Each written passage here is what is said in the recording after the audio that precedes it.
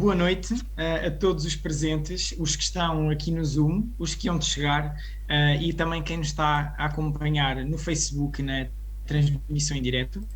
O meu nome é Simão Quintas, eu faço parte da Lourambi, da Associação Ambiental para a Defesa do Ambiente do Concelho da Lourinhã, e estou aqui em representação da organização das Jornadas da Biodiversidade, que também são organizadas pela página Biologia Factos. Antes de mais, convidamos todos os presentes a seguirem-nos nas redes sociais, tanto à Lourambi como à Biologia Factos, como também ao florestas.pt, que também está aqui hoje connosco. O tema desta semana é conhecer a nossa floresta. E já desde o quase século XIV até se calhar século XIII, a floresta tem tido aqui várias flutuações na sua utilização, que hoje quase nos sujeitam a dizer que existem poucas áreas naturais no nosso país. Na terça-feira tivemos a oportunidade de ter aqui o Manuel Malva e o Alberto Mesquita a falar sobre o seu projeto de busca do gato bravo, um projeto de fotoarmadilhagem que acabou por dar a conhecer também muita da fauna das terras de Sicó e da Serra da Lousã. Hoje, o que é que nós fizemos? Nós sabíamos da existência da plataforma florestas.pt e já que o tema desta semana era falar sobre as nossas florestas, achámos que faria todo o sentido convidar a florestas.pt a ser nossa parceira das jornadas e desta semana e a ajudar-nos aqui a arranjar qual é que poderia ser um tema adequado para vir também expor às jornadas de biodiversidade. Na altura falei com a Cristina. Olá Cristina, boa noite, Olá, bem-vinda. boa noite. Obrigado pela disponibilidade. E numa conversa com a Cristina começámos a falar de alguns dos projetos que podiam aqui vir. E tendo em conta que a florestas.pt é também uma plataforma não só de colaboração cidadã, e já lá vamos, mas também de exposição de artigos científicos, acabámos então por arranjar aqui um artigo do projeto, um estudo do projeto Wild Forest, onde está aqui também a Daniela Teixeira. Daniela, olá, boa noite. Obrigado pela tua disponibilidade e por estares presente, que mais a seguir nos vai falar então um bocadinho das comunidades de mamíferos em sistemas de produção, em florestas de produção. Antes de mais, passava então a palavra à Cristina, se calhar para nos explicar então um bocadinho o que é o florestas.pt e o que é que as pessoas aí em casa podem vir a conhecer com a vossa plataforma e podem vir também a contribuir no vosso projeto. Ok, muito obrigada, Simão. Queria agradecer a ti, pessoalmente, o convite e o desafio à associação que está por trás da organização destas jornadas, muito interessantes, e aos nossos participantes que numa noite de agosto estão disponíveis para conhecer mais o que enfim, é muito bom. Eu vou partilhar aqui o meu ecrã. Olha, Cristina, enquanto está a partilhar o ecrã, eu senti que a minha apresentação não foi a mais completa e para todos os que estão aí em casa conhecerem um bocadinho melhor de quem é que é a doutora Cristina Marques.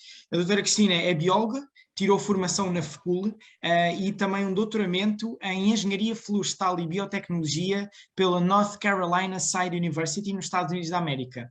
Hoje em dia, a doutora Cristina trabalha na Raiz, onde ao longo das últimas três décadas consolidou várias descobertas relacionadas com o eucalipto. E é por isso hoje também, estando agora também ligada à plataforma florestas.pt, que nos vem falar hoje. Ok, muito obrigada. Ora bem, eu começo. Já estão a ver o meu ecrã, certo, Simão? Sim, já estamos, Sim. Está perfeito. Pronto. Vou aproveitar então, não queria demorar muito tempo, a ver se consigo fazer uma apresentação em 10 minutos. O grande objetivo é dar um lamiré às pessoas do que tipo de informação é que podem encontrar no Florestas e, no fundo, qual é a missão desta plataforma e de que forma é que todos podemos contribuir para que vá ficando cada vez mais rica. Ora bem, next slide. Ok. Ora bem, a informação e o conhecimento sobre a floresta portuguesa estão um bocadinho atualmente como a própria floresta, ou seja, nós que somos, enfim, investigadores e que temos até uma certa facilidade em procurar fontes e em lidar com a informação técnica e não técnica, e com relatórios e papéis e dados, temos tido alguma dificuldade em, às vezes, perceber, fazer sentido dos dados e da informação existente, que vem de diferentes fontes, em diferentes contextos, de diferentes espécies, e depois a nossa visão particular, portanto, enquanto investigadores e pessoas com diferentes histórias e diferentes formações e diferentes interesses, nós perante uma mesma imagem, como a que está aqui no ecrã, alguns de nós veem as árvores, outros veem as raízes, outros veem a fina camada de sol, outros veem que se calhar há pouca água, outros procuram os animais, quer dizer, cada um de nós tem visões complementares e faz leituras complementares da realidade e, portanto, o grande objetivo do Florestas é tentar fazer uma ponte entre diferentes interesses, diferentes disciplinas, diferentes contextos, diferentes instituições, portanto, fazer pontos no sentido de partilhar informação que seja reconhecida como fidedigna por todos, que seja informação sobre diferentes espécies, sobre as diferentes espécies da floresta e dos espaços agroflorestais portugueses. No fundo, o grande objetivo é dar a conhecer a nossa realidade, a nossa riqueza da floresta, de forma que o público em geral e todos nós a possamos valorizar mais e cuidar mais, que acho que todos sabemos que é bastante necessário. O que é que nos distingue? O que é que torna o florestas.pt uma plataforma diferente, interessante e que seguramente vos vai agradar? A plataforma é bastante recente, foi lançada ao público em junho de 2020 e no primeiro ano tivemos cerca de 300 mil visitantes, portanto é bastante. Nós neste momento, com pouco mais de um ano, temos cerca de 120 artigos originais. Os artigos são apoiados por Saiba Mais, que, enfim, dão informação mais detalhada sobre questões mais fundamentais. Temos cerca de uma dezena de seminários em vídeo e temos também já bastantes artigos de autor, artigos comentários, artigos de especialistas da academia, que contribuem com informações, muitas vezes informações da atualidade, de temas da atualidade. Ora bem, o Florestas, vocês quando clicarem no menu, eu não vou entrar na plataforma porque perderíamos bastante tempo a navegar lá, mas vocês clicam no menu e vão ter uma página que tem várias áreas temáticas, digamos assim.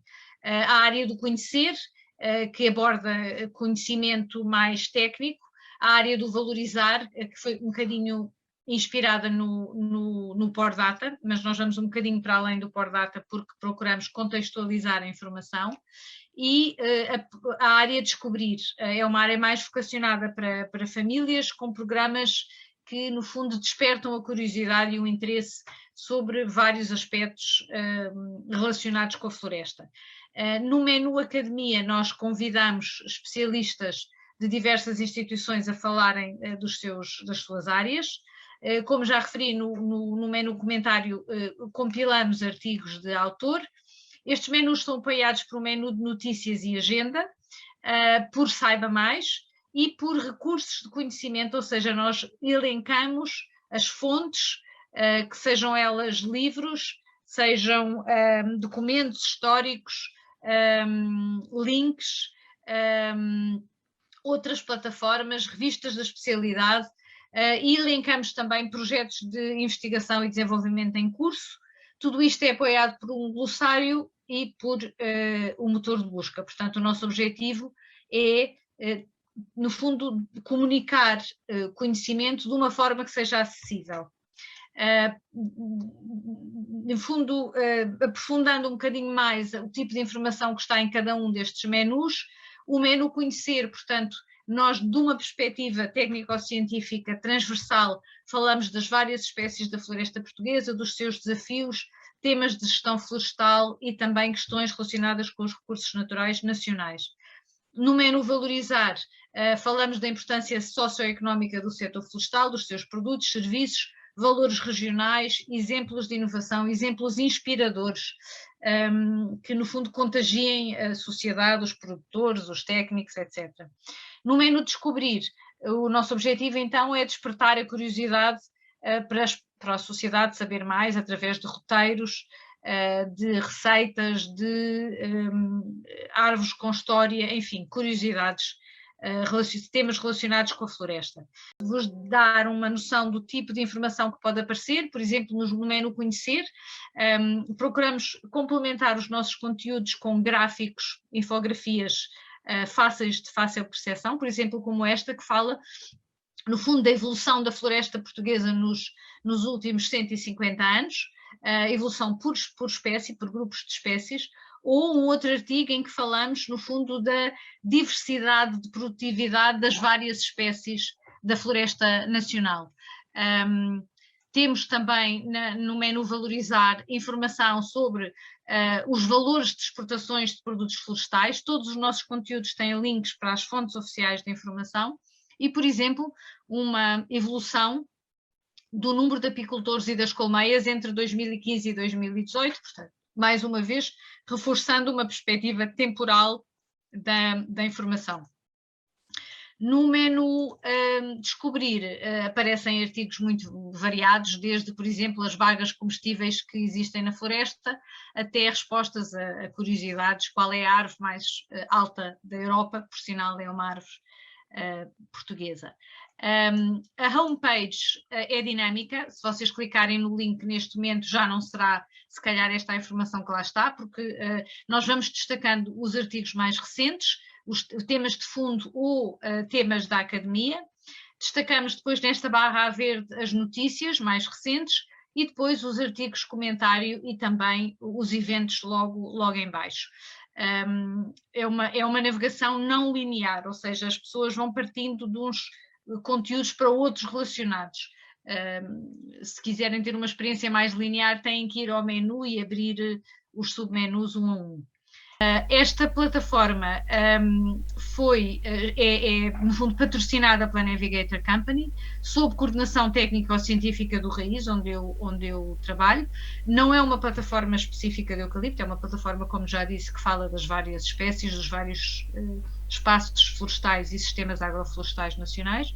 Nós contamos com o apoio de várias instituições, neste momento temos cerca de 12 instituições parceiras, mas isto é um trabalho em curso, portanto nós somos ainda muito jovens, estamos a contactar todas as instituições que possam ter algum interesse na floresta para as tornar parceiras. O grande objetivo é elas ajudarem-nos na revisão dos conteúdos, na produção dos conteúdos.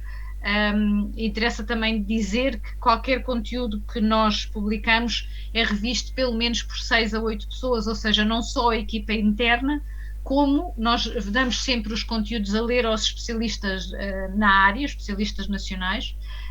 No fundo isto são quase como artigos publicados em revistas científicas, eles passam efetivamente pelo crivo das pessoas que têm a mão na massa. E portanto esta angariação de parceiros ajuda-nos a fazer esse trabalho e também a dar voz e a ampliar, digamos, as mensagens dos vários parceiros e a nossa mensagem também. Qual é a nossa ambição? A nossa ambição é ser uma referência de conhecimento transversal fidedigna. Queremos agregar e disponibilizar informação e conhecimento florestal contextualizado, portanto, na perspectiva temporal, multidisciplinar, também multiespécies, e queremos dinamizar o interesse das pessoas na floresta.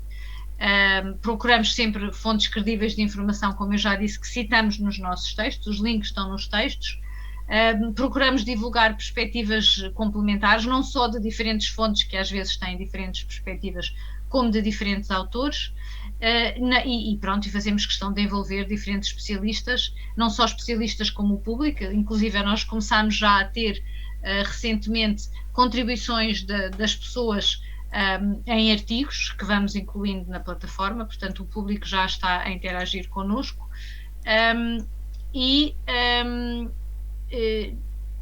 O objetivo, no fundo, é chegar a professores, estudantes, técnicos, especialistas, investigadores, jornalistas, famílias, o público em geral, uma vez que a floresta depende um pouco de todos nós. Como é que nós estamos a fazer isto? Estamos, para além das parcerias, a dar voz a especialistas.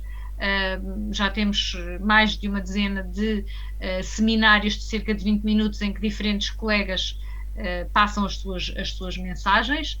Temos também estamos a dar voz por escrito a vários especialistas na forma de artigos comentários. São artigos, estes são completamente da responsabilidade dos autores, portanto aí não há edição da nossa parte.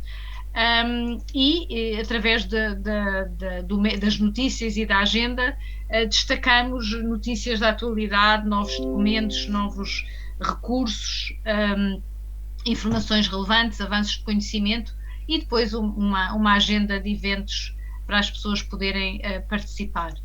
Como é que todos nós podemos contribuir? Acompanhando a plataforma, não só no site como nas redes sociais. Nós temos também uma newsletter que podem subscrever, é uma newsletter bimensal que no fundo recorda às pessoas de alguns dos temas recentes que a plataforma vem disponibilizando e pronto, e agradecemos o vosso contributo em sugestões, com dúvidas, edições, podem encontrar, já tem acontecido, as pessoas encontrarem erros ou incorreções ou informação incompleta nos nossos textos que nos podem ajudar a completar. Agradecemos também fotografias, curiosidades, sugestões, artigos, agradecemos a divulgação da plataforma, a divulgação dos nossos eventos e também recebemos, obviamente, propostas de divulgação de outros eventos de outras entidades que ajudamos a divulgar. Todos estes contributos que são feitos em colaboração, nós reconhecemos a autoria, portanto, se forem ao Quem Somos, temos lá uma lista de agradecimentos às entidades, às pessoas que nos ajudam e nos artigos que são escritos em colaboração, também estão sempre lá o nome das pessoas com quem colaboramos. Pronto, muito obrigada por este bocadinho e passaria então a palavra à Daniela, que vai falar de um projeto concreto. Obrigado, Cristina. Excelente. Portanto, deixo aqui também o repto para irem às redes sociais da florestas.pt, meter o vosso gosto e também explorar um bocadinho do que é esta plataforma tão interessante. Então, vou também apresentar a Daniela. A Daniela foi então aqui sugerida pela Cristina e pelo florestas.pt. E a Daniela tirou a sua formação também em Biologia na Universidade de Aveiro, fez mestrado em Ecologia e Gestão Ambiental na FECUL e começou a estudar mamíferos eucaliptais na Companhia das Lesírias, um local muito importante, neste caso para a produção florestal. Hoje está a fazer o seu doutoramento em Biologia, Ecologia e Alterações Climáticas também na Universidade de Aveiro e é no âmbito do projeto o AdForest que vem aqui falar connosco sobre um estudo das comunidades de mamíferos e carnívoros nas plantações de eucaliptos comparativamente. Não é, Daniela? Olá, boa noite, obrigado. Olá, boa noite, muito obrigada pelo convite. Desde já devo dizer que, pronto, o convite inicial foi para o Miguel Rosalino, contudo, que é ele que tem mais mão neste projeto, que é ele responsável pelo projeto. Contudo, como o Dr. Miguel Rosalino está de férias nesta altura, que toda a gente merece, vim eu em representação do mesmo e espero conseguir representar bem o projeto. Sendo assim, vou tentar partilhar a minha tela. Pedia só que me confirmassem que vem a apresentação, porque eu de momento estou com 2 ecrãs e é só para garantir que estão a ver o ecrã correto. Está perfeito, exatamente. Tá? Ok, fantástico. Então, como o Simão referiu, eu venho então falar do projeto AdForest. Mais concretamente, devo dizer que existem diferentes definições associadas à palavra florestas e, atualmente, a Organização das Nações Unidas para a Agricultura e Alimentação define florestas como terrenos com mais de meio hectare, com árvores com mais de 5 metros de altura e cobertura de copa superior a 10%, ou árvores capazes de alcançar estes limiares indecisos. A maior parte das áreas em todo o mundo já são áreas alteradas e já não são áreas completamente naturais. Contudo, a maior parte das áreas protegidas já são insuficientes para manter os níveis de biodiversidade que temos hoje em dia, portanto, achamos que é importante olhar para as áreas produtivas. Pois estas áreas de florestas plantadas estão a aumentar, equivalem a mais de 20 milhões de hectares em todo o mundo e Portugal é uma das regiões do mundo em que tem uma maior área de florestas de produção de eucalipto. As florestas de produção ou plantações são estabelecidas com objetivos comerciais associados, neste caso, em concreto, produção de madeira, pasta de papel, etc., e tem um papel não conservacionista. Mas, tendo em conta as certificações e os objetivos de certificação atuais, elas também têm que ser olhadas de forma a que a sua gestão seja sustentável e que, de alguma forma, tenha menos impacto possível na conservação das espécies.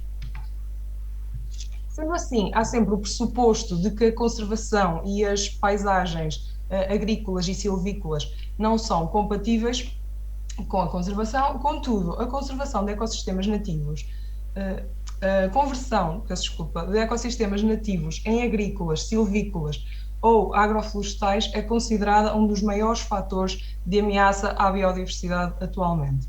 Ou seja, estas áreas são consideradas buracos negros de biodiversidade. Contudo, esta informação pode não ser completamente verdadeira, porque não existe, de facto, informação em todas as áreas. Ou seja, consideram buracos negros, mas só de pressuposto, não é? Porque tem que se fazer estudos primeiro, não é verdade? Existem, de facto, trabalhos que apontam nesse sentido, de que são buracos negros e que os eucaliptos afetam negativamente algumas das espécies. Neste caso, é um estudo relacionado com algumas espécies de carnívoros, quando comparado com ambientes naturais que não o fazem. E muitas das ideias que se tem é que as florestas de produção são nefastas e que são consideradas desertos verdes e que não têm nada. Contudo, em algumas zonas do mundo, nomeadamente no Brasil, já existe uma visão mais alternativa a esta visão mais catastrófica que existe, que eles têm, neste caso, demonstrado que as paisagens agrícolas e silvícolas podem ter um papel não central na conservação, mas, por sua vez, complementar. E, por exemplo, alguns trabalhos feitos em florestas tropicais, neste caso em zonas de plantação, mostram que é possível encontrar espécies, como no caso dessa imagem em cima do lado direito, estamos a ver um puma que está literalmente dentro de uma plantação de eucaliptos. Mas, mais recentemente, houve também um trabalho no Brasil que tentou perceber que tipo de espécies é que ocorrem em ambientes agrícolas e evidenciaram 129 estudos, dos quais detectaram 97 carnívoros silvestres, ou seja, cerca de 40% de todos, que usavam os agrossistemas. E as plantações foram os sistemas em que as espécies suportavam, em que as espécies apareciam, e aparentemente não podemos considerar de facto os agrossistemas desertos verdes, como podemos ver por este trabalho, que o Simão, entretanto, vai partilhar o link, que é um trabalho feito então no Brasil. Contudo, verificamos que nem todas as espécies usam de facto estes sistemas, ou seja, as espécies mais detectadas são de facto espécies não ameaçadas, em que têm um estatuto de conservação pouco preocupante, espécies terrestres, porque naquele tipo de sistemas, como não tem estatuto arbóreo muito desenvolvido, não conseguimos encontrar tão facilmente as outras, espécies de tamanho intermédio e espécies de níveis tróficos mais baixos, como é o caso de, normalmente, espécies generalistas. Sendo assim, parece que estamos a perder aqui, são as espécies especialistas e as espécies mais ameaçadas. Em Portugal já houve alguns trabalhos que mostraram que não são os eucaliptos propriamente ditos, mas sim a estrutura dos eucaliptos que pode influenciar a presença de espécies, e há de facto espécies que já se adaptaram a estas condições. Neste caso são dois dos trabalhos que eu tive a fazer com uma colega minha durante o mestrado e que analisamos a abundância e as densidades de micromamíferos na Companhia das Lesírias, e percebemos que de facto não é o eucalipto propriamente dito que influencia a presença ou a ausência das espécies, mas sim outros fatores. O Simão vai também partilhar os links, caso tenham interesse em ver os artigos. No entanto, existem muitas lacunas, de facto, e não conseguimos perceber quais é que são os processos e os mecanismos. Ou seja, o que é que faz com que algumas espécies consigam usar estes ambientes e outras não? Ou seja, não sabendo isso, é impossível fazer uma gestão sustentável. Ou seja, que tipo de gestão é que nós precisamos de fazer para que as espécies continuem a usar este tipo de ambientes? Neste caso, é uma espécie emblemática no Brasil, que é a anta, já foi registada diversas vezes dentro de eucaliptais, ou seja, O eucaliptal, como é óbvio, não é uma floresta nativa, mas não podemos considerar logo a priori que de facto é um deserto verde, como muita gente diz.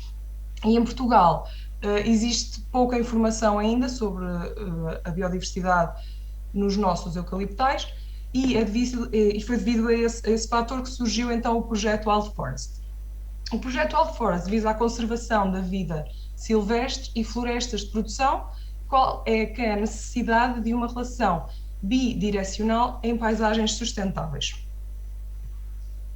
Este projeto tem dois objetivos principais, que pretende avaliar o potencial das florestas de produção de eucalipto como ferramentas complementares de conservação, ou seja, pretendemos determinar e compreender quais é que são de facto os impactos das florestas de produção de eucalipto na sobrevivência e nos padrões populacionais dos mamíferos e desenvolver estratégias para os minorar. E o segundo grande objetivo é aferir o papel dos mamíferos na manutenção das florestas de produção de eucalipto sustentável, certificadas e funcionais. Ou seja, avaliar de que forma é que, de facto, estes processos ecológicos podem ser compatibilizados com as opções de gestão, por forma a maximizar a biodiversidade em florestas de produção de eucalipto economicamente viáveis. Este projeto conta com parceiros não só nacionais, mas também internacionais, dos quais fazem parte não só a Universidade de Aveiro, que é onde eu me encontro neste momento, mas também o INIAV em Lisboa, bem como a Faculdade de Ciências, também em Lisboa. Os parceiros internacionais são a Universidade de São Paulo, no Brasil, e a Universidade de Melbourne, na Austrália. Este estudo inicialmente tinha a duração de 3 anos, contudo, entretanto, obtivemos mais um ano de duração e vão ser usados como modelos os mamíferos para testar as nossas diferentes hipóteses. E este projeto está dividido então em 6 tarefas. Inicialmente planeamos uma seleção das áreas de estudo e teriam que ser plantações com mais de 20 km² de extensão e que incluíssem também fragmentos de vegetação nativa. Tinham que estar distanciados 10 km entre elas e pretendíamos ter cerca de 8 locais, 4 em zonas mais montanhosas e 4 em zonas mais planas. Pretendemos também avaliar qual é que é a diversidade de estrutura da população residente nos eucaliptais, ou seja, o que é que existe nos eucaliptais, avaliar o estado de saúde dos indivíduos residentes nos eucaliptais, como é que eles se encontram, avaliar as relações tróficas e espaciotemporais das populações residentes nos eucaliptais, ou seja, por que razão é que eles existem, avaliar a estrutura das populações residentes nos eucaliptais de acordo com a gestão e fase do ciclo de produção, ou seja, como podemos garantir essa existência, ou seja, a presença das espécies lá, e por fim, pretendemos divulgar e comunicar os resultados do projeto para mostrar às pessoas o que é que existe e por que é que existe. Então, o objetivo de divulgar os nossos resultados é não só para a comunidade científica, mas também para estudantes, para público geral, mas também os stakeholders do setor florestal. Temos também uma página de internet para divulgar o que é que estamos a fazer neste projeto e eu darei o link mais à frente. Este projeto conta também com a participação da The Navigator Company como parceiro, não só pela sua importância, mas também para podermos ajustar as áreas de estudo com os interesses dos atores florestais em coletar dados em regiões específicas, compatibilizar o tipo de quantidade de informação necessária para responder às questões científicas do projeto com as necessidades de informação biológica dos atores florestais para uma gestão certificada, podermos também rentabilizar esforços e alinhar objetivos e otimizar a gestão logística do projeto, mas também, e um dos mais importantes, é assegurar que a recolha de dados é efetuada de uma forma legal e segura. Sendo assim, a metodologia que foi aplicada durante este projeto foi então a seleção das 8 áreas de estudo. Estas 8 áreas dividiram-se em 2 zonas, a zona este e a zona oeste, e tivemos em conta de ter também uma área, ou seja, das 8 áreas, uma ser nativa, que neste caso escolhemos a Serra da Lousã e a Serra da Malacata. Dentro das áreas com plantações, pretendemos que tivessem desde plantações recentemente plantadas até plantações mais maduras. Esta amostragem foi efetuada durante 2 períodos, ao longo de 2 anos, portanto foram 4 amostragens no total. Em cada uma destas 8 áreas foi implementada uma grelha de 25 pontos de câmaras fotográficas que estavam distanciadas sempre que possível 1 km e estiveram ativas durante pelo menos 30 noites consecutivas. Dentro destas grandes grelhas foi também colocada uma grelha mais pequena para se efetuar a amostragem de pequenos mamíferos. As câmaras eram postas desta forma nas áreas, sempre que possível nas árvores, contudo, em zonas de plantações recentes era completamente impossível, portanto tínhamos que colocar as câmaras em estacas. Estas são algumas das áreas onde nós trabalhamos, ou seja, como podemos ver embaixo do lado direito, plantações mais recentes, até em cima do lado esquerdo, plantações mais maduras, mas havia muita diversidade, havia de diferentes tamanhos e dependia muito do sítio em si. A grelha de micromamíferos era bastante similar com a grelha anterior de camera trapping, mas neste caso eram armadilhas de caixa, que estavam distanciadas 10 metros e ficavam ativas durante 5 noites consecutivas. Todos os micromamíferos recolhidos foram marcados por forma a que nos dias a seguir, se fossem capturados, fossem logo libertados e não teríamos que sequer os anestesiar, por forma a recolher diferentes métricas, bem como parasitas, dejetos, etc. Os resultados que nós obtivemos destes 2 anos de amostragem a nível dos mamíferos de médio e grande porte foi que, maioritariamente, a nível dos ungulados, podemos verificar que o número é bastante mais alto em zonas naturais, contudo, no caso do javali, ele está presente em todo lado. O carnívoro com maior incidência em todas as áreas foi, neste caso, a raposa, e novamente está mais presente em na zona natural, neste caso estou a analisar as zonas do lado oeste. Contudo, quando vamos verificar, neste caso eu tenho foto da fuinha e assinalei a geneta, mas no caso da geneta podemos verificar que está mais presente em zonas de eucaliptal, bem como a fuinha. Em relação aos dados que nós recolhemos do lado este, novamente os ungulados estão bastante presentes em todas as áreas, novamente mais na área natural. Neste caso, a área natural tem uma incidência bastante maior de texugo em comparação com as áreas de eucaliptal e, novamente, a geneta com uma maior incidência nos eucaliptos em comparação com as áreas nativas. Sendo assim, verificamos a ocorrência de 11 espécies de mamíferos de médio e grande porte pertencentes a 3 ordens diferentes. Na ordem dos lagomorfa, lebre e coelho. Na ordem dos cervídeos, corso, veado, gamo e javali. Nos carnívoros, presença de raposa, texugo, fuinha, geneta e saca-rabos. E com estes dados que nós recolhemos, foram elaboradas teses de mestrado e vou-vos apresentar alguns dos resultados preliminares, que neste caso é uma tese relacionada com corso e veado, e percebemos que a presença de plantações de eucalipto influencia de forma negativa a probabilidade da ocupação das espécies, ou seja, as espécies preferem de facto florestas nativas. E a fase de crescimento dos eucaliptos afeta também a interação entre as duas espécies, ou seja, as duas espécies interagem mais em zonas naturais, enquanto que nos eucaliptos evitam-se. Os padrões de atividade, neste caso o pico de atividade do veado é bastante alterado nas plantações de eucalipto quando comparamos com áreas de vegetação nativa.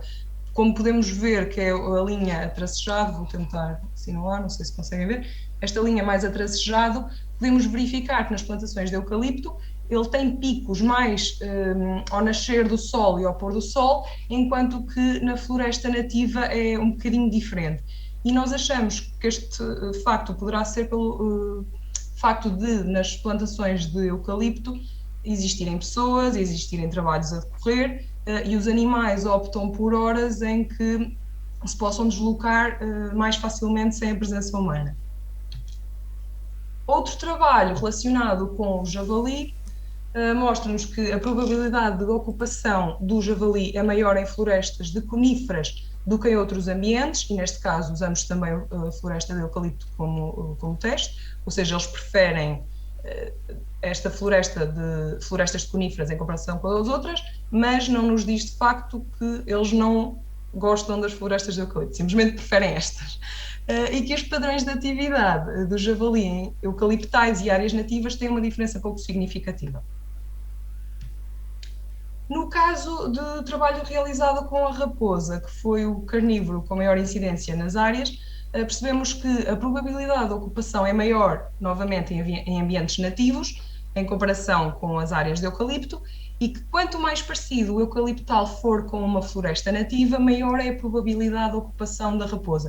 Ou seja, em eucaliptos mais maduros, em que existe mais extrato arbustivo e mais herbáceas, e possivelmente lá está, é mais calmo, não tem tanta intervenção humana, a probabilidade dentro, só neste caso da comparação dentro dos eucaliptais, a probabilidade da espécie ocorrer é maior, lá está, nestes eucaliptos já mais antigos. Em relação aos resultados que obtivemos das capturas de micromamíferos, capturamos 5 espécies diferentes, pertencentes a duas famílias. No caso dos roedores foi o rato do campo, o rato das hortas e o rato cabreira, e nos insetívoros o moçaranho de dentes brancos e o ouriço cacheiro. Infelizmente, ou felizmente, dependendo da perspectiva, não tivemos propriamente muitos dados, nem muitas capturas das espécies. Isto aqui é um total dos 2 anos, ou seja, das 4 amostragens que fizemos ao longo dos 2 anos, e a espécie com maior incidência é, de facto, o rato do campo, que está presente em praticamente todas as áreas, excepto numa, e podemos verificar que a área com mais presença desta espécie foi numa área de eucaliptal. Contudo, na Serra da Malcata também apanhamos bastantes indivíduos. Quero só salientar que tanto o ouriço cacheiro como o rato cabreira, que é uma espécie endémica e vulnerável, foram ambos encontrados em zonas nativas e nenhum deles, não houve registro de nenhum deles em áreas de eucalipto. O trabalho de mestrado realizado com os micromamíferos, neste verificaram-se que, de facto, a abundância de roedores é afetada positivamente por abundância de carnívoros, percentagem de arbustos e presença de fogo nas áreas. Ou seja, neste caso, o eucalipto não tem de todo um tipo de influência, mas sim outros fatores é que influenciam a abundância dos roedores naqueles sítios. Desta forma, as principais conclusões que podemos tirar até agora é que a presença de ambientes nativos bem conservados no interior ou nas zonas limítrofes dos eucaliptais promove a biodiversidade e permeabilidade destas florestas de produção aos mamíferos terrestres nativos. A eficácia dos ambientes naturais para desempenhar esta função será certamente determinada pela sua estrutura, composição e distribuição espacial, bem como pelas espécies silvestres presentes, e a manutenção deste tipo de ambientes permite quebrar a monogeneidade da paisagem e pode ser considerada uma ferramenta de gestão promotora da sustentabilidade da produção, ao permitir a ocorrência de espécies nativas e assim mitigadora dos possíveis efeitos negativos das plantações sobre a biodiversidade. Estas 4 foram as teses que já foram defendidas até agora de alunos que tiveram a trabalhar connosco no projeto. Uma delas não é possível aceder porque estamos à espera para publicar, então o Simão vai deixar na mesma o link que dá para ver acesso. Outra foi defendida ao mês passado, portanto também ainda não está disponível, mas também possivelmente vai ficar lacrada até se publicar o artigo. Contudo, para já foram feitos estes 4 trabalhos. Entretanto, está mais um trabalho de mestrado a ser efetuado, possivelmente ainda se defende este ano, e estou eu também a fazer a minha tese de doutoramento no projeto, mas ainda não tenho os meus dados associados a isto ainda para também vos poder mostrar, talvez só para o ano. Este é então o site do projeto, é muito fácil, é wildforests.pt, e lá podem encontrar a informação da equipa, do que é que andamos a fazer e diferentes contactos das pessoas que pertencem, caso pretendam contactar algum de nós. A maioria de nós somos biólogos, portanto estejam completamente à vontade se precisarem de alguma informação de nos contactar. E este projeto foi financiado pela FCT e por fundos europeus. Entretanto, eu tenho também, para além desta apresentação, uns vídeos que gostava de poder partilhar. de umas câmaras que nós pusemos também em áreas de plantações de eucalipto, ou seja, para além das câmaras que tivemos a tirar as fotografias, também pusemos outras para filmar, para ver se conseguimos apanhar alguns bichos a passar. Então gostava de vos partilhar, vou ter só que mudar aqui o compartilhamento.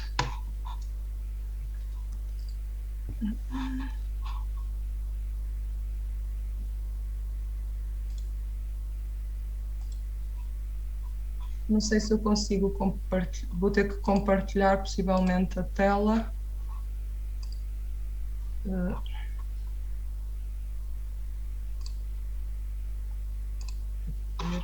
Ok. Digam-me se vão conseguir ver o vídeo ou se estão só a ver. Conseguem ver o vídeo? Acho que sim, já estamos a ver o vídeo. Ok, fantástico. Pronto, este é de uma geneta. Queria só dizer que nenhuma das nossas câmaras fossem a filmar ou a tirar fotografias tinha qualquer tipo de isco ou de atrativo para apanharmos os bichos. Aqui mais outra geneta também.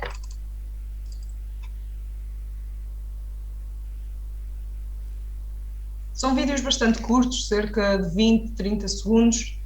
As câmaras eram ativadas com a passagem dos animais e ficavam a gravar.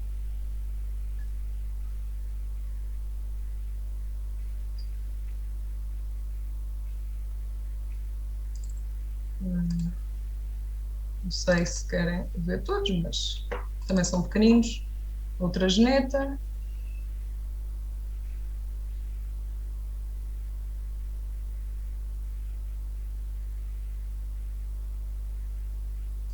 Ela. Neste caso, agora é um javali, que se deve ter sentido algum som ou da lente ou assim e fugiu, mas depois, passados uns segundos, lá veio ele outra vez.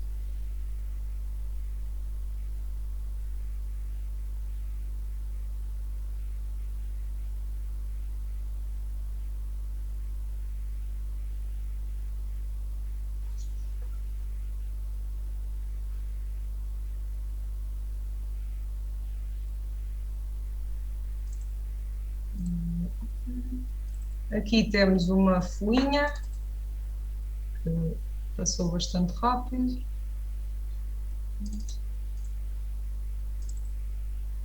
Uma raposa. Também deve ter sentido a lente, muitas vezes a lente muda e eles ficam a olhar para a câmera.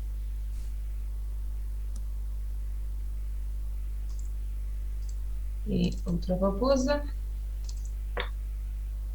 Esta devia estar possivelmente a caçar ou à procura de algum inseto ou assim.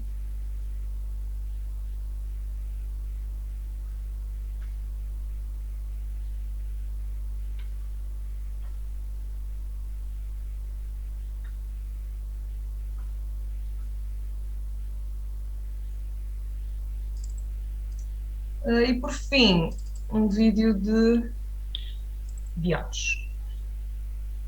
Vem a cerva. Faz o que tem a fazer em frente à câmara.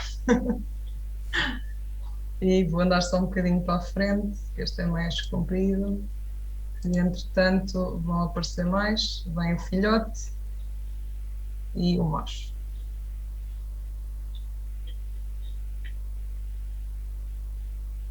E pronto. Era isto que tinha para vos mostrar, espero que tenham gostado e que tenham percebido um bocadinho em que é que consiste de facto este projeto do Wild Forests. Obrigado, Daniela. Obrigado pela apresentação e também parabéns pelo estudo. Vamos então agora passar aqui para uma altura de perguntas e respostas, portanto, se vocês por acaso tiverem alguma pergunta ou alguma dúvida que queiram tirar, por favor coloquem no bate-papo e nós iremos questionar a Daniela ou a Cristina neste caso. Eu acabei por fazer a primeira pergunta de curiosidade.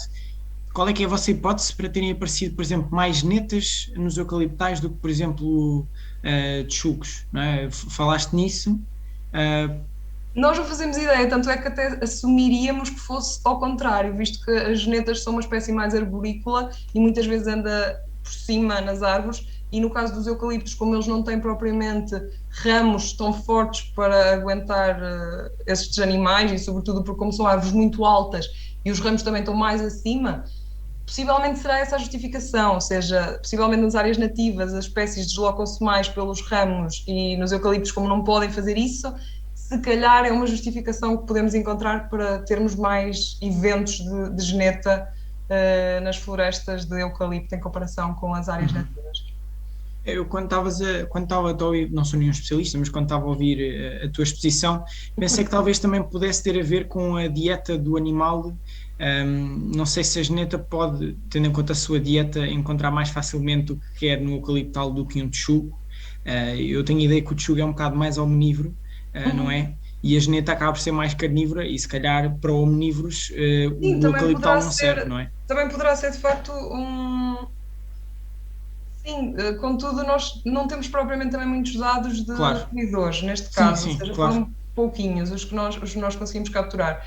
E achamos que, de facto, esta justificação é das que faz mais sentido, ou seja, da parte da estrutura arbórea em si, e não do tipo de alimentação, mas também é, de facto, uma questão que poderá ser por isso também de ter mais genetas do texugo. Ok. Temos aqui uma pergunta do André Oliveira, que é: estes animais poderão estar apenas a usar as florestas de produção como áreas de deslocação entre habitats naturais? Sim. Ou seja, eles realmente estão presentes nas florestas de eucalipto, mas apenas para passagem? Sim, claro, sem dúvida. Só que também temos que ver, por exemplo, o tamanho das áreas. Ou seja, nós tentamos incidir em áreas com 20 km² e se formos ver a espécie que se desloca, se calhar um bocadinho mais deste tipo, por exemplo, de carnívoros, é a raposa, e nos 20 km² não temos mais nada a não ser eucalipto. Portanto, assim, tudo bem que podem estar de passagem, é verdade, mas enquanto estão dentro dessas manchas têm que estar lá a comer e têm que estar lá a sobreviver durante esse período. Mas sim, claro que nós consideramos essa hipótese de ser só de passagem, como foi comentado. E o André aproveita também para perguntar como é que avaliaram a interação entre as espécies nos vários tipos de habitat.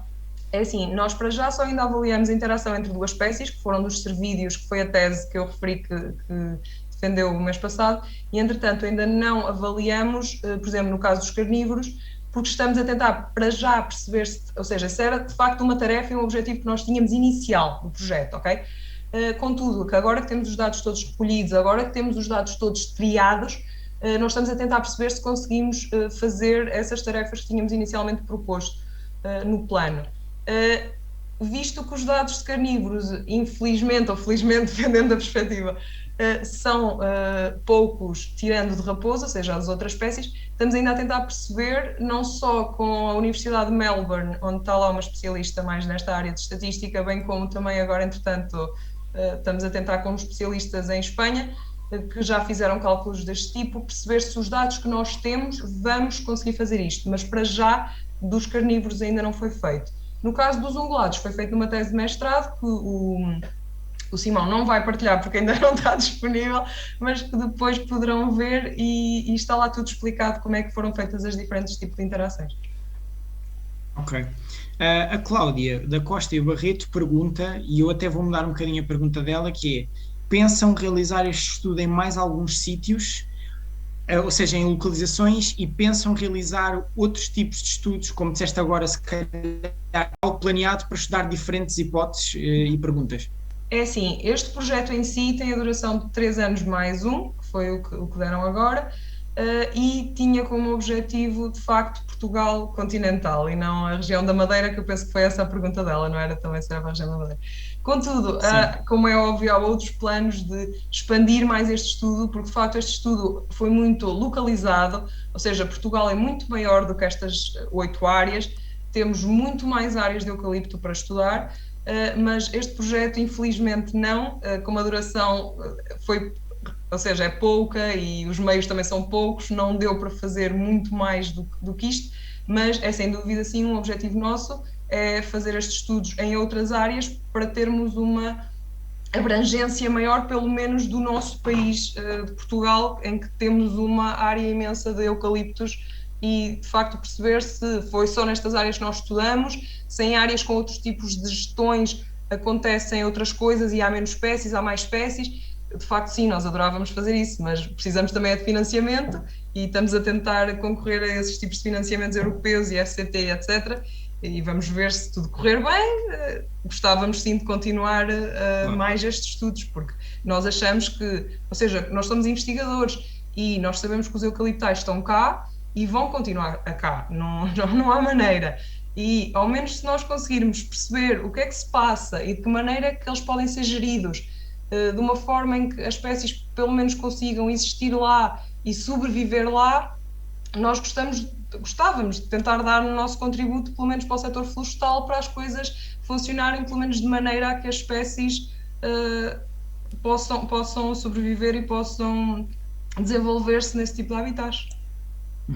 Temos aqui um comentário que é, e eu acabo depois também de fazer uma pergunta a seguir ao comentário, que é, mesmo sem qualquer estudo, quem passa muito tempo no campo consegue perceber que nos eucaliptais existe muito menos vida e biodiversidade, mas não deixa de existir, isso é verdade. Eu aproveitava este comentário para fazer uma pergunta hipotética que não tem tanto a ver com o vosso estudo, mas sim com a vossa experiência a nível da ecologia. Sim.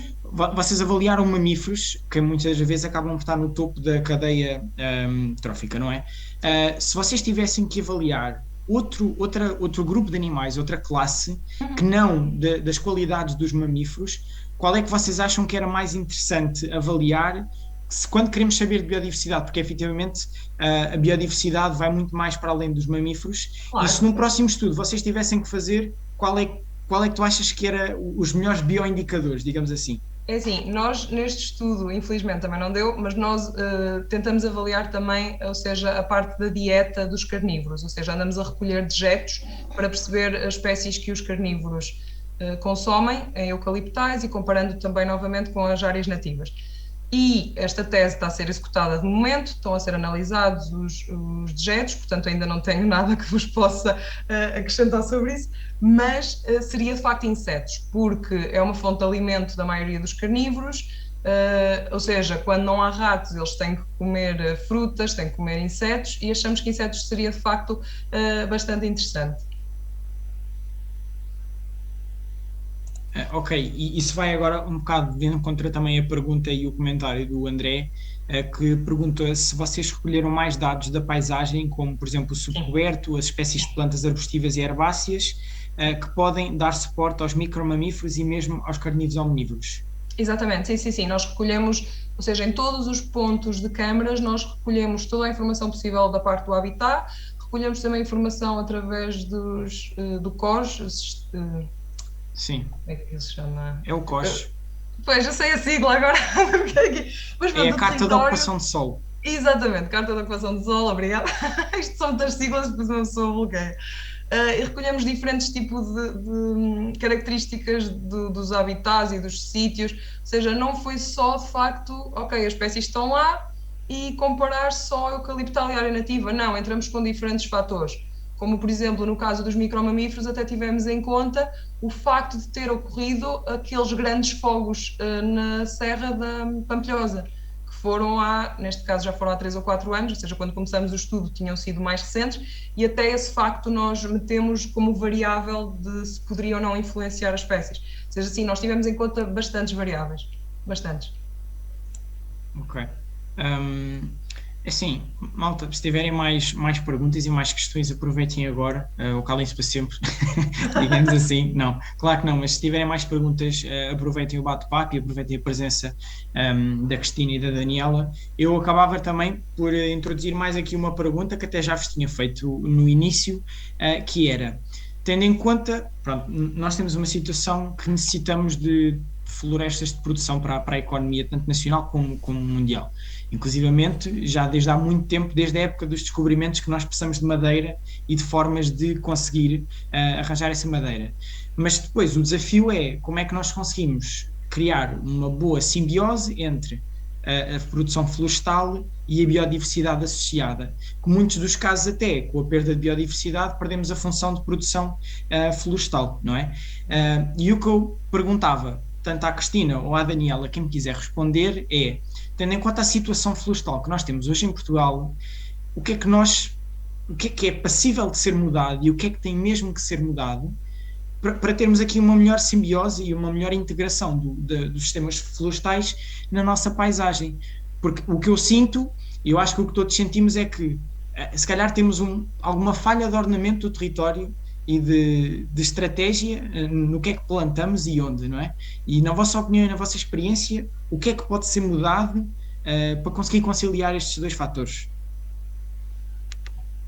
Calhar eu começo por dizer algumas coisas, talvez a minha experiência me permita uma perspectiva sobre isso. Eu também, enfim, esqueci-me de dizer uma coisa que aproveito para dizer agora, é que a plataforma enfim, esqueci-me de falar da equipa que está por trás da plataforma.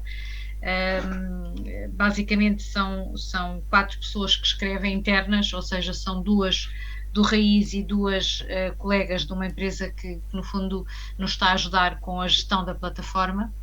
E portanto isto é um esforço a 4 mãos entre 2 investigadoras, eu e uma colega minha doutoradas em engenharia florestal, e 2 ex-jornalistas. Portanto tem sido um exercício muito, muito intenso e muito interessante de cruzamento de linguagens e de tentar encontrarmos uma linguagem comum que no fundo que recolhe o melhor da nossa científica e da linguagem mais de comunicação delas. E no fundo com essa perspectiva eu vou utilizar essa perspectiva para responder à pergunta. Como eu disse inicialmente, nós temos todos visões muito diferentes sobre as coisas e às vezes estamos a ver um lado da figura e não estamos a ver o outro lado, e todos os lados são precisos. Seguramente a floresta em Portugal tem sido mal gerida. Isso é um dado incontornável em todos os fóruns, em todos quase todos os setores, todos os autores, todos os colegas falam de um problema estrutural da floresta portuguesa. Aliás, há vários que são identificados. Um deles, um muito importante, é a ausência de gestão. Há um problema de fragmentação da propriedade que pode ou não estar na base disso, porque também há situações de pequena propriedade muito bem gerida. Há um outro problema que é o valor da floresta. Nós não estamos a conseguir retirar da nossa floresta o valor suficiente, em muitos casos, e eu chamo a atenção para o facto de que a maior parte da floresta nacional é privada. Aliás, o Portugal nesse sentido é um país, é um outlier relativamente ao mundo na dimensão da área privada que tem. Isso pode não ser assim tão bom, porque nós temos imensa informação sobre isso no Florestas, mas há um número mágico que toda a gente repete e que nós ainda não conseguimos encontrar a base factual para ele, que é os 400 mil proprietários florestais do país. Nós fizemos assim umas contas de merceeiro, entre aspas, e esses resultados estão em alguns artigos, pelo menos num deles, na caracterização da floresta nacional. Nós chegámos assim a um número grosseiro de cerca de 200 mil proprietários, mas seja como for, são muitos proprietários, entre 200 e 400 continuam a ser muitos proprietários para gerirem às vezes micro-áreas de floresta.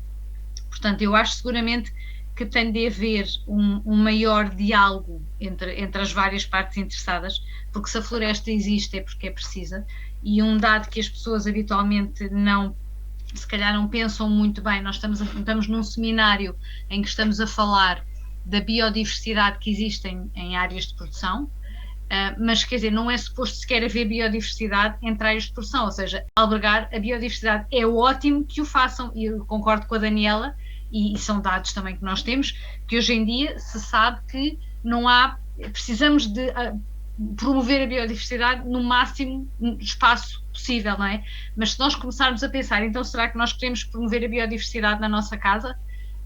Porque também a quantidade de área, enfim, que está ocupada, impermeabilizada por construções é enorme.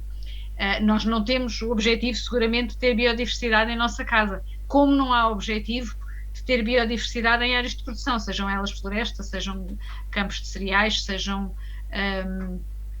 outras áreas, embora em uma certa percentagem a biodiversidade pode contribuir para a produtividade global do sistema, mas a bem ou a mal, a forma como nós humanos vivemos hoje em dia, e porque somos muitos, é que temos no fundo, temos nos especializado em produzir de uma forma muito intensiva em áreas menores. E até agora isso mais ou menos tem funcionado em termos da capacidade de nós obtermos os produtos que a sociedade precisa. Eu chamo a atenção de um dado, eu não me recordo, este dado foi divulgado pela Poirri, uma empresa de consultoria, são dados de 2013, e eles faziam a análise de que nós, em termos da área florestal mundial, tínhamos 4% de florestas plantadas no mundo. Portanto, todas as áreas de floresta do mundo, 4% são florestas plantadas para a produção portanto, florestas de produção.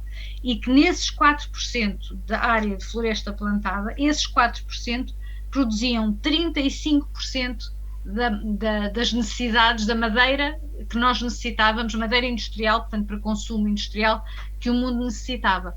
Ou seja, com as contas de merceeiro, se nós tivéssemos 12% da área de florestas no mundo como floresta de produção, nós conseguiríamos dar resposta às necessidades de madeira.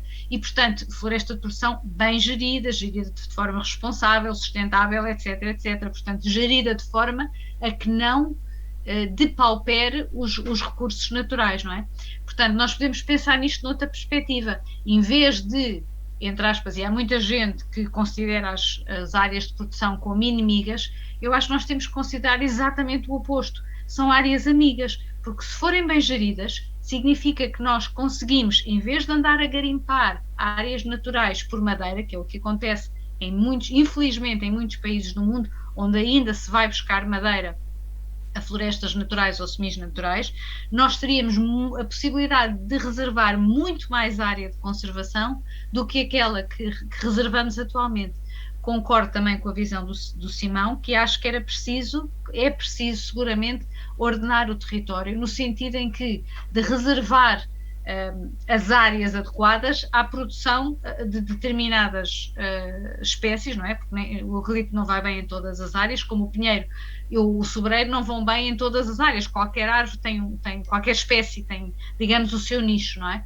E Portugal é um país que tem condições bastante adequadas para várias espécies florestais. Eu acho que há lugar para todas as espécies, há seguramente lugar para melhorar a gestão e dessa forma aumentar o valor da floresta.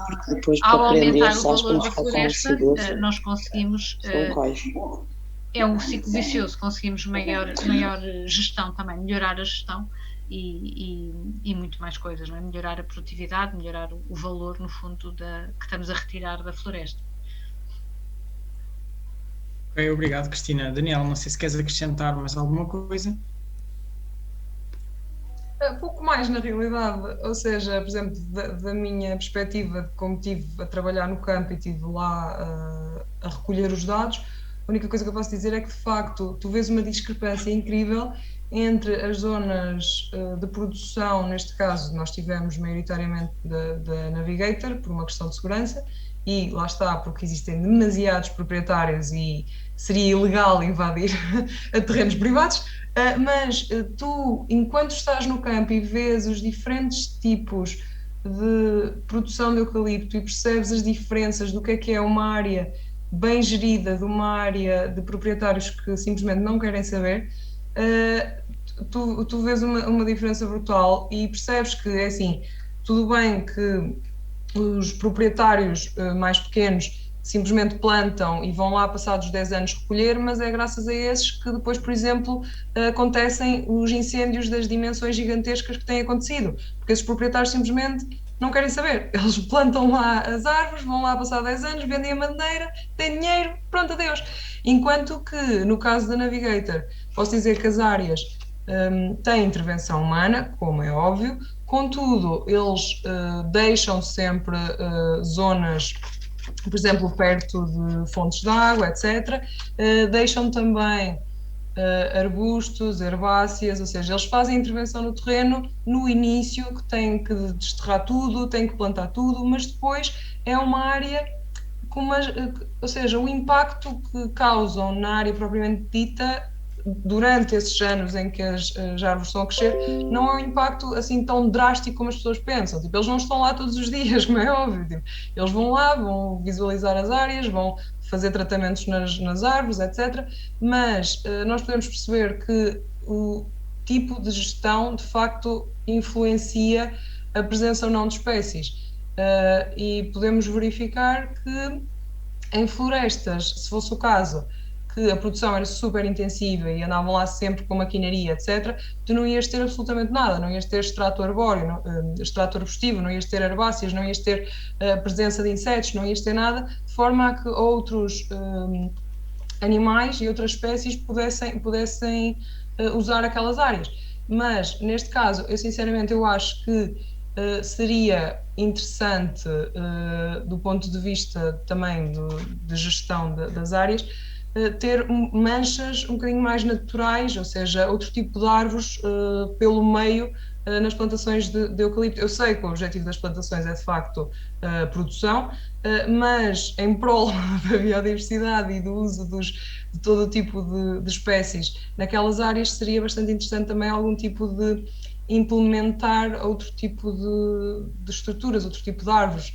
É uma perspectiva que eu tenho, mas pronto, isso depende sempre muito de quem está a gerir as áreas e o que é que pretende fazer, mas seria talvez uma forma também de ajudar na preservação das espécies e que de facto as espécies pudessem usufruir pelo menos de alguma maneira desse tipo de áreas. Eu aí até acrescento e até faço a pergunta se vocês têm conhecimento. Eu lembro-me que isto agora com o Covid, uma das coisas menos más que trouxe ao mundo foi esta facilidade em ter estes webinars, estes momentos de partilha. Eu tive a oportunidade de estar acho que foi há um ano, onde eles apresentaram um conceito que se faz no norte de uma empresa que planta medronheiros entre as carreiras de eucalipto. E, portanto, ele consegue contribuir para a mitigação dos impactos da floresta de produção, mas consegue duplicar, não será duplicar, mas duplicar a capacidade de rentabilidade da própria floresta de produção, porque produz também o medronheiro. E é que tínhamos aqui também um comentário no bate-papo sobre realmente a necessidade, e eu compreendi o que a Daniela quis dizer, que muitas das vezes as florestas de produção podem ser planeadas de uma forma diferente para ter um impacto menor, não é? Mas na maioria das vezes são planeadas para ser simplesmente uma floresta de produção que só produz aquilo, não é? E tirar a rentabilidade, sim. Exatamente, mas a nível de microescala, ou seja, de cada área florestal, de cada terreno, o que é que se pode fazer? Não sei se tem alguma sugestão aqui para debate. Por exemplo, este caso dos medronheiros, eu já ouvi falar, se calhar já ouvi falar casos em que os proprietários tentam manter algumas árvores mais antigas que estão no terreno, por exemplo, alguns carvalhos ou até mesmo sobreiros. Não sei se tem aqui alguma, não em larga escala, como fiz na pergunta anterior, mas em micro escala, o que é que será que se podia fazer para tentar que a área de produção não fosse só para a produção, mas também fosse mais amiga da biodiversidade? Nós temos, a Navigator sei que tem alguns estudos, por exemplo, com sistemas agroflorestais. É uma área nova. O Brasil tem imenso trabalho sobre isso. O Brasil está bastante mais à frente, tem uma capacidade produtiva e tem áreas muito mais extensas que nós, e sei que há bastantes trabalhos no Brasil que fazem a produção por exemplo, de eucalipto e soja. Temos também casos de agrofloresta, isso eu sei que se está a ensaiar aqui em Portugal, portanto, utilizando gado nas plantações, que pode ser bom ou mau, porque o gado também tem os seus impactos, mas seja como for, criar ali uma espécies. Eu concordo com a Daniela, acho muito interessante e acho que os nossos navigators, enfim, os sistemas de certificação florestal neste momento já estão, enfim, estão preparados para requerer que haja faixas de conservação porque seguramente junto, por exemplo, às margens dos rios, não sei até que ponto é que também, em função da topografia, isso será uma questão a regulamentar. Eu sei que nós, feliz ou infelizmente, temos um país o nosso país é um puzzle tão complexo em termos edafoclimáticos. Eu trabalhei 20 anos em investigação E eu lembro-me que para conseguir montar um ensaio de 1 hectare era uma dor de cabeça. Quase não há ensaios. Nós temos, portanto, eu trabalho no RAIZ, o RAIZ é um instituto de investigação que trabalha há mais de 30 anos em várias áreas de investigação sobre eucalipto e portanto, montamos dezenas, centenas de ensaios e nunca temos que andar a fazer parcelas de ensaios em diferentes áreas, porque a variação de solo, topografia, exposição é tão grande que nós, para termos regiões homogéneas, é muito complicado. Isso se é difícil para quem faz floresta e quem depois tem que, no fundo, ter áreas suficientes para rentabilizar o investimento de plantar e de cuidar. Por outro lado, em termos naturais é uma vantagem, porque nós nos ensaios e mesmo nas plantações temos áreas onde naturalmente não há árvores de eucalipto porque elas não crescem. Há alguns fatores de solo que dificultam o crescimento das árvores e, portanto, esses sim seguramente são áreas que, não fora a sua extraordinária pobreza, porque também há, não é? Quer dizer, os eucaliptos são quer dizer, em termos biológicos, são uma espécie extraordinária, com algumas outras que são extraordinárias, mas mais ameaçadoras, como por exemplo as acácias, que essas então são hiper extraordinárias porque conseguem crescer em situações onde absolutamente mais nada cresce. O problema é que depois dominam as outras. Os eucaliptos conseguem crescer em zonas onde muito poucas outras espécies crescem, não é? Eu acho que em termos de rusticidade talvez sejam suplantados pelos pinheiros mansos. Os pinheiros mansos têm um nível de rusticidade muito elevado também, mas às vezes o problema pode ser um certo lirismo, quer dizer, nós achamos que numa plantação de eucalipto podemos meter carvalhos, mas eles depois não crescem, porque não é fácil. Os carvalhos precisam de uma série de condições para se estabelecer e eu sei que, inclusive, os eucaliptos têm sido utilizados noutro contexto, não num contexto de produção, mas num contexto até de recuperação ecológica, como espécies pioneiras, digamos assim, para conseguir criar condições no solo e condições de sombra para poder permitir, digamos, o crescimento de outras espécies. Portanto, eu acho que é preciso mapear realmente o território e perceber em que zonas é que se consegue criar esses chamados corredores ecológicos, não é? Que eu acho que realmente são muito importantes. Concordo que são importantes. Agora, eu acho que as pessoas também não devem pensar, embora certas regiões do país de facto haja uma plantação muito intensa de eucaliptos e feliz ou infelizmente ela ocorre às vezes nas autoestradas, então na A1, que é a autoestrada talvez mais percorrida no nosso país, é aquela que em determinadas zonas tem mais eucaliptos, mas quer dizer, o país não é A1. Nós temos no país, em termos de área territorial, temos cerca de, se não estou em erro, algo como 9% do território está ocupado com eucaliptos. O que também não é, ou seja, a área de conservação é muitíssimo superior, a área de floresta de conservação é muitíssimo superior a essa área. E importa também dizer que nós eu estou a falar como colaboradora da Navigator, temos sempre muitos ataques em relação ao eucalipto. Eu acho que às vezes as pessoas também podiam quer dizer, todos nós gostamos muito de criticar e é muito mais fácil dizer o que está mal do que fazer bem outras coisas.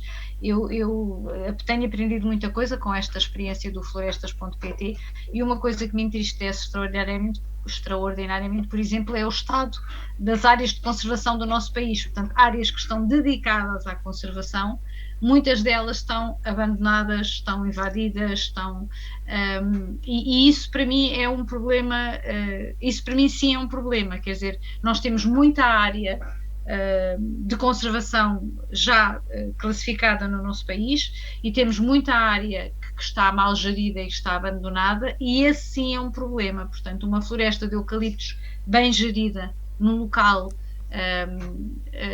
adequado não parece que seja um problema. Parece-me sim que há muita coisa que se pode fazer e que se deve fazer, por exemplo, em prol da biodiversidade, na vertente do solo, que é um aspecto que eu acho que é muito descurado até por nós biólogos. Eu sou bióloga da Faculdade de Ciências e só comecei eu tive uma disciplina de pedologia, mas foi qualquer coisa muito remota e que não me ficou assim grande conhecimento. Agora, mais uma vez, através do Florestas, como nós, no fundo, estamos a fazer artigos de revisão e a esclarecer imensos temas, tenho percebido que o solo é uma fronteira muito pouco conhecida, que há uma enorme, nós temos um artigo recente no Florestas sobre isso, há uma enorme representação da biodiversidade no solo, e nós fazemos muito pouco para preservar o solo e para evitar a sua degradação.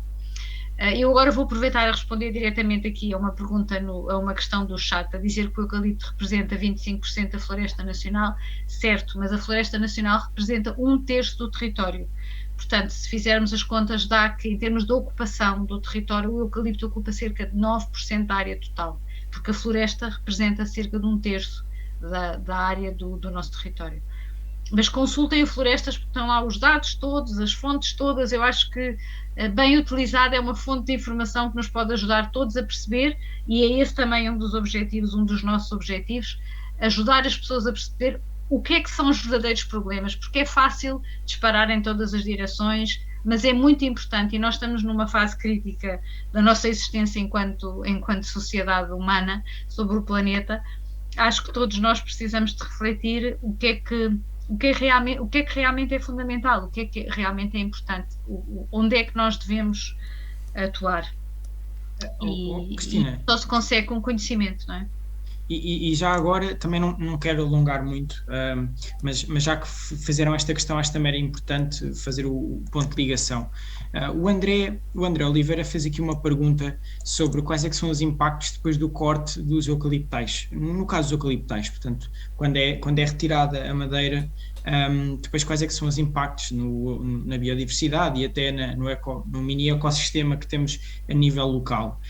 Como é óbvio, eu acredito que os impactos não sejam bons e que acabe por diminuir o habitat, mas já agora, se quiserem responder também essa questão de um modo mais específico, mas também perguntava, será que há alguma coisa que se pode fazer para minimizar esses possíveis impactos depois dos cortes no eucalipto para a biodiversidade ou para as comunidades? Porque acho que é sempre importante, até como a Cristina disse, é importantíssimo. É importante. Daniel, eu não sei se vocês têm algum trabalho pós-corte. É assim, nós durante os 2 anos apanhamos uma área, se não me engano, ou seja, das 8 áreas, só um sítio é que tinha sido cortado, e de facto, pronto, foi todo cortado, não é? Foi o talhão inteiro, não havia nenhuma árvore, a única coisa que havia era de facto ramos que tinham sido cortados e deixados no local, portanto, a nível de cobertura em altura não havia rigorosamente nada naquele talhão. Contudo, nós pusemos na mesma uma câmara, porque era um dos nossos pontos iniciais, e registamos, pronto, passagem na mesma, neste caso foi de Raposa, se não me engano, mas tirando isso não apanhamos praticamente nada, e foi de facto passagem porque o talhão inteiro tinha sido completamente cortado e não havia mesmo nada, não havia esconderijos, não havia proteção, não havia rigorosamente nada naquele talhão. Eu sei que nós temos alguns trabalhos sobre isso e tenho imensa pena de não termos mais. Eu acho que a área da biodiversidade e da avaliação de trabalhos como o que a Daniela está a fazer e o projeto Wild Forest eu acho que são fundamentais e são precisos mesmo muitos, e acho que os biólogos são ótimos profissionais para estarem envolvidos nesses trabalhos, até porque há muito mais a medir para além dos mamíferos, não é? Há biodiversidade a vários níveis, mas tentando responder à questão do Simão, eu sei que nós temos 30 anos de trabalho de avaliação da fertilidade do solo e já se percebeu de facto o corte, não é? Deixar os ramos, as folhas, tudo isso é matéria orgânica que vai enriquecer e proteger o solo.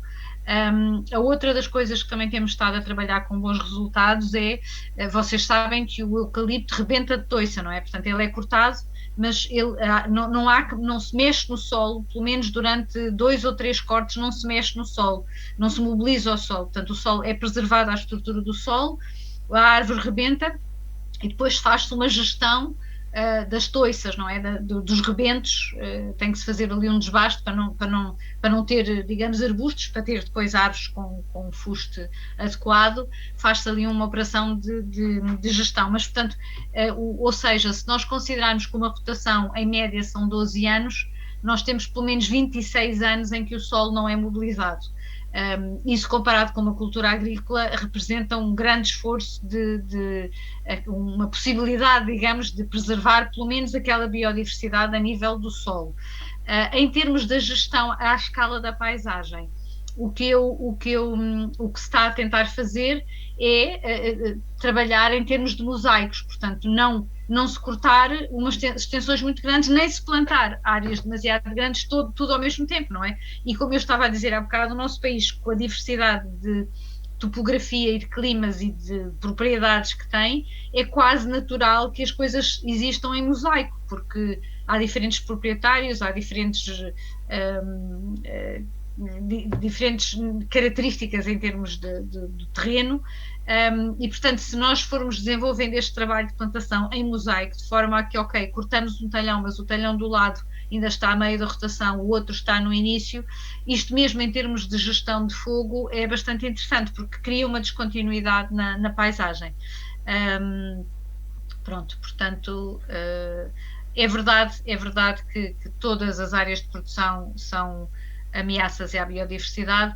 Eu acho que devemos estar todos preocupados com isso. Eu, pessoalmente, como bióloga, já há muitos anos que estou preocupada com um tema que ninguém fala, que é a questão da população, não é? Eu acho que o problema não são as áreas de produção, o problema é que elas existem, porque, aliás, eu recomendo-vos um seminário extraordinário do Henrique Pereira dos Santos, que está gravado no Florestas, é o primeiro, tem que descer na página e ir ouvir o Henrique Pereira dos Santos, são 20 e poucos minutos, e basicamente o que ele diz é que o que nós comemos e consumimos é isso que determina a paisagem, não é? Portanto, nós não podemos estar a dizer, há muitos eucaliptos, há muitos frutos vermelhos, nós comemos, nós, humanos, não é?